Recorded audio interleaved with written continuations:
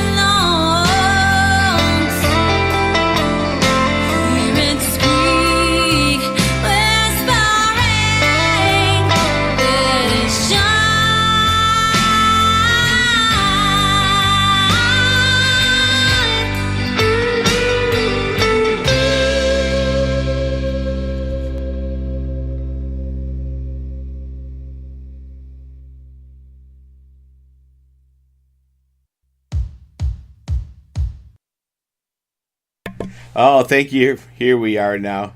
Thanks, everybody, for the show tonight. Diana Reed is my fabulous guest, and that was her fabulous song, Long Road, all the way from California. Hi, Diana. How you doing tonight? I'm great. How are you? Thank you. Thank you for hanging on with me tonight. The Magoo Show is doing a live interview, and you are known as the Six-String Siren. Tell us all about that fabulous background and everything you have going today. Well, I think it's what it's referring to is my guitar playing, the six-string siren.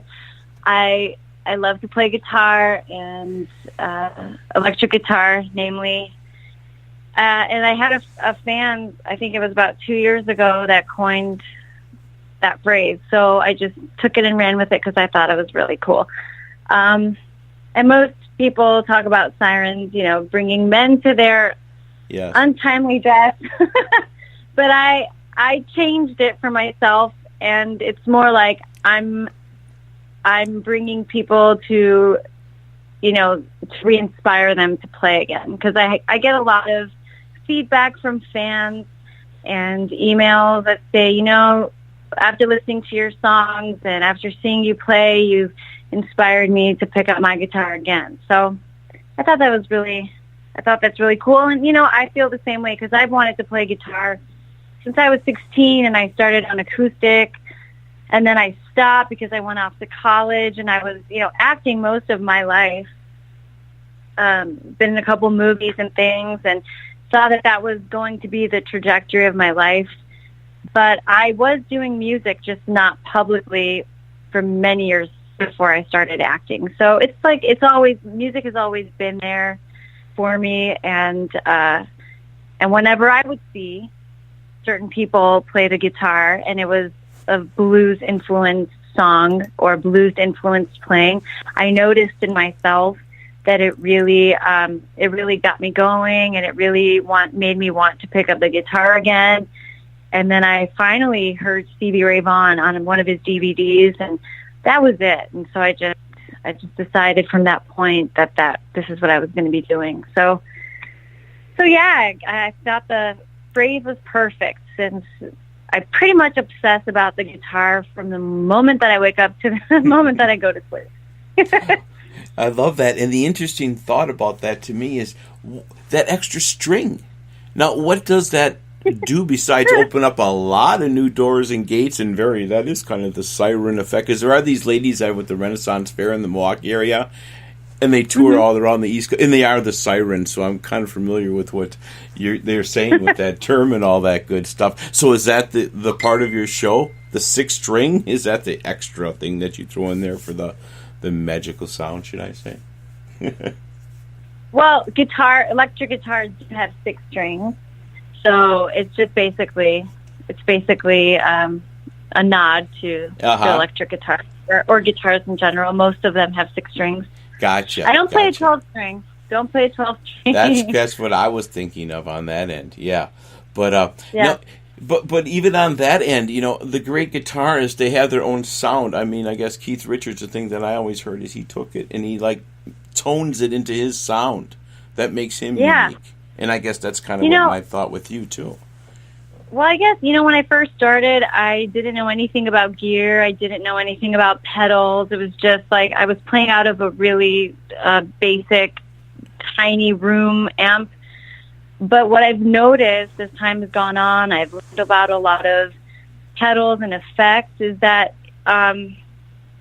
people say this, and I didn't believe them, but as I go on, I just noticed that, the way you play, the way your hands actually strike and play the strings really has the most to do with your tone.